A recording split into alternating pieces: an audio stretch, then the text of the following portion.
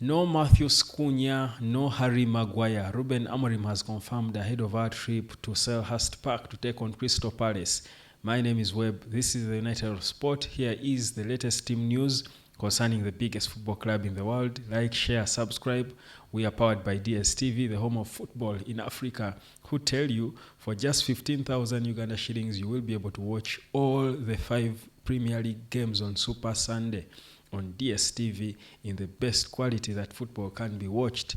That's only on the home of football. So enjoy your festive season. Your Access Kawiki package is your gateway to all football on Friday without risking your phone, your gadget, or anything, but enjoying football legally and the right way so that you have a clear assessment of the beautiful game. You cannot enjoy and assess the beautiful game if you're watching it from sketchy sites that are illegal, when you're certainly hiding, you don't want your kids to see you because the sites are dirty. That's what some of you do, because you do not know that you're risking your phone with a site that is going to eventually cost you. They will hack into your Stanbic bank account. They will hack into your money. They will hack into your personal information. They will steal your identity. You've heard about identity theft. Guys, there is a lot you need to learn with the internet. That's why every day I come here to tell you, come and learn how to use the internet for money. It will also teach you what not to do online to stay safe with your money. And from the internet, don't lose from it. Let's get into it. So, Ruben Amorim in his pre-match press conference has yet again confirmed that Matthews Cunha will not be available for the trip to Selhurst Park. He can only be ready for West Ham on Thursday. That's when he thinks he will be ready.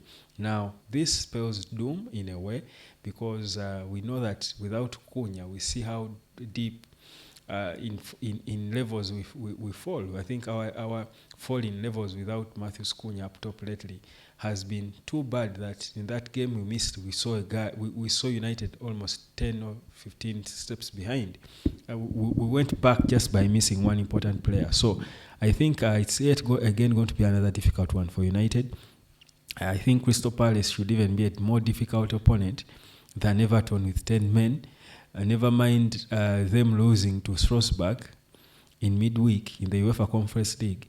I don't think we can define them by that. They are probably having this game in mind. So I think for me, it's going to be a big test for Manchester United without the players that we believe are far better than these mediocre ones who cannot really forge results against 10 men. So it's, I think, a pressure game in a way, because if it doesn't work, you see, Cunha is a player, even when he does not score, his presence on the pitch will give your team a bit of comfort because of what he can do with the ball. So you want a player like that in your team.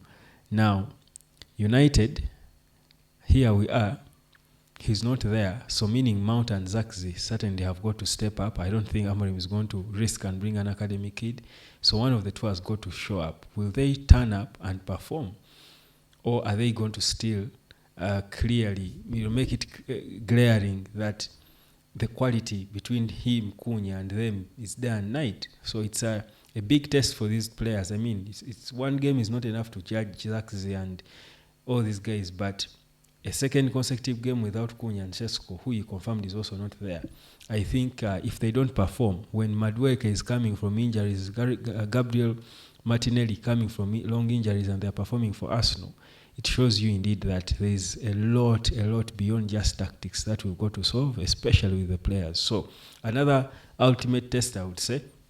But you see, the failure of this test would even be before the match. If these players are not good enough for Amorim to even put them in his starting 11, that would be a worse vote of no confidence, because I'm certain Amorim doesn't want to slide back to where we were last season. He would do anything before he lets that happen, if it means calling on academy kids. So don't be surprised, by the way, in that game if Kobe Maino started. I wouldn't be shocked if Kobe Maino is the one who started with Mbumo and maybe Mount or someone. But I'm hoping he fixes Kobe somewhere, either as a false 9, I don't know.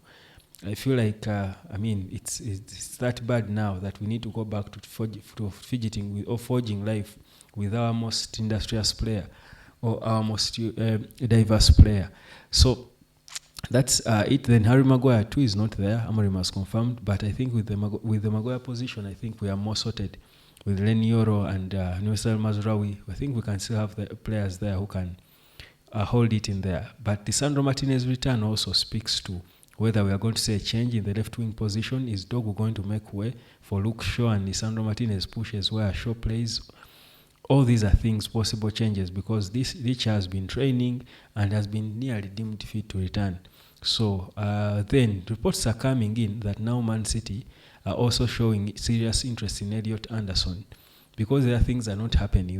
They don't seem to be shifting right. They feel there is a need for an exciting midfielder, and Elliot Anderson is that. Remember, starting next year, there will be no PSR, by the way. So teams like City must be bracing themselves for another period of spending without limitations. But Elliot Anderson is attracting serious attention, so you can expect a bidding war, and he seems to be a top priority for United. But I think United have anticipated the competition that would be around him and their timelines, and perhaps that's why they are going for other options in the middle, like Joao Gomez. And not to say that they can't sign Joao Gomez and Elliot Anderson. And I mean, Joao Gomez is more of a 6. I think Anderson can play 8 mostly. So, but I think the bidding war might be a bit too much for United, especially if Man City comes in and they go all out. They always have their money, and they won't be shy to spend 100 million in January. Also, if they can afford to, if they really want the player. So it's again goes back to priorities, who has what priorities, and then of course that dictates when you move. So for United, the priorities certainly will be in the middle in Jan. Not certain if they will be willing to really pay 100 million or so for Elliot Anderson, and that's why deals for players like Joao Gomez and a few cheaper options make more sense than any possible deal for a £100 million midfielder. And I don't think United is about to spend such on one position, on one player. Can be on one position, but not on a single player. So we are waiting to see where that will end. So that's it. That's a bit of a quick news wrap of what's going on with Man United. We are powered by DSTV, guys. I do remind you to use your phone to stream football on DSTV for 15,000 Uganda shillings. You will be watching all the 5 games on Super Sunday, starting with the early kickoff of Man United beating Crystal Palace. My prediction will still be that. I'll tell you the exact score tomorrow, but I will not stand here and think that Crystal Palace will beat us. Never mind us being out of sorts. I think we are going to pick ourselves back up again and enjoy this one. Enjoy the internet by earning from it. If you don't know how it's done, make use of the number down there and come and learn how to earn online, so that indeed you are protected from these online scammers that Stanbic Bank are warning you against. Beware of online fraud.